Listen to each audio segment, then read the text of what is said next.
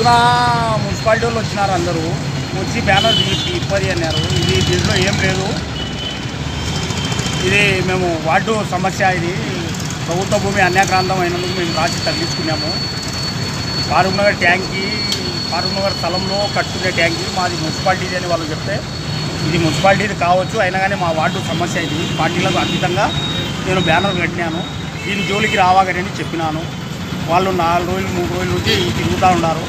ఎవరు లేని సమయంలో వచ్చి కొడేళ్ళు తీసుకొని కట్టెగా ఉండే కొడేళ్ళు తీసుకొని కోసి, ఇక్కడ ఉండే నాయక్ అనే పిల్లోడు ఇంకా మందికి పిలుచుకొని వచ్చి కమిషనర్ గారు చెప్పినారు ఈపీఎం అని వాళ్ళు తీసేసి అలా పార్టీకి పోయినారు. ఆ కొడేలి గిడేలి ఇన్ని ఉంది. ఇల్లు ఎందుకు ఇట్ట భయపడుతున్నారు? దాంట్లో ఏం తప్పు లేదు. మేము న్యాయం చేయమని అడుగుతున్నాము. న్యాయం చేయమని అడిగితే ఇంత భయపడాల్సిన అవసరం ఏముంది? ఇళ్లకు ఎవరి కాడ ఏం తీసుకున్నారు, ఎంతగా అమ్ముకున్నారు అనేది నాకు అర్థం కాకుండా అమ్ముకుంటా పోతూ ఉన్నారు. ఏం అమ్ముకుంటున్నారు ఏం లే, లాస్ట్కు చెట్టు అమ్మినాడు, యాప చెట్టు అమ్మి ఒకడు 15,000 తీసుకున్నాడు. ఈడ నాకు బ్యానర్ జోలికి వస్తున్నారు.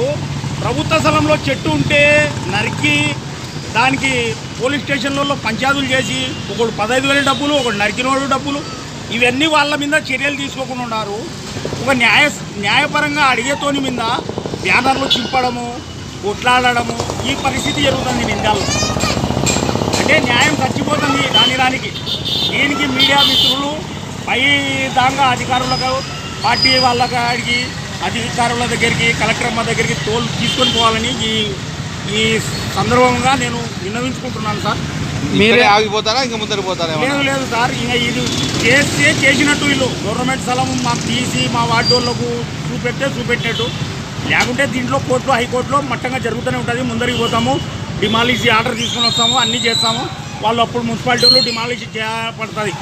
మొత్తం ఎన్ని సెంట్లు అది ప్రభుత్వ స్థలమా? 28 సెంట్లు సార్. మేము పేపర్ పెట్టాము, వాట్సాప్లో ఈరోజు పేపర్ పెట్టాము. పొరంపోకు స్థలమా అది? గవర్నమెంట్ కాల్వ పూరంపోకు స్థలం సార్.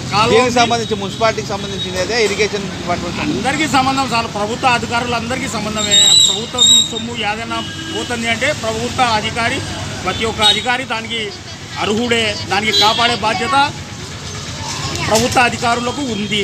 కాలువతో కలిపి 28 సెంట్ల, కాలువను కాదని 28 సెంట్ల, కాల్వ స్థలము 2 కలిపి 28 సెంట్లు పేపర్లో ఉంది. పేపరు నేను వాట్సాప్లో పెట్టాను సార్, అన్నీ ఇచ్చినాను, కోర్టులో కానీ ఇచ్చినాను. ఒకవేళ కాలువతో కలిపి 28 సెంట్లు మీకు చూపిస్తే మాకేం అభ్యంతరం లేదు సార్. ప్రభుత్వ స్థలము అన్యాక్రాంతం కాకుండా కాపాడుకుంటే చాలు, మాకు అంతకంటే ఎక్కువ ఏమొద్దు. వాళ్ళ స్థలాలలో వాళ్ళు కట్టుకొని మనకేం నష్టం లేదు. మాకు ప్రభుత్వ స్థలం అన్యాక్రాంతం కాకుండా మేము కొట్లాడుతున్నాం అంతవరకు. దీంట్లో ఎటువంటి దోకా లేదు. ఈయన అవుతారా ఇంకా ముందర పోతారా ఏమన్నా?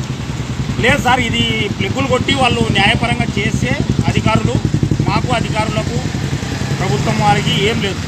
ఇది ప్లెగ్గులు కొట్టలేదు, ఎవరికి చూపెట్టలేదు. అంటే గతంలో మీకు ప్లెగ్గులు కొట్టినారా? ఏం కొట్టలేదు సార్, ఏం ప్లెగ్గులు కొట్టలేదు, ఏం కొట్టలేదు. పోరాటం ఏం లేదు సార్. ఇది మనకు లాస్ట్ వరకు మనం చేయాల్సిందే.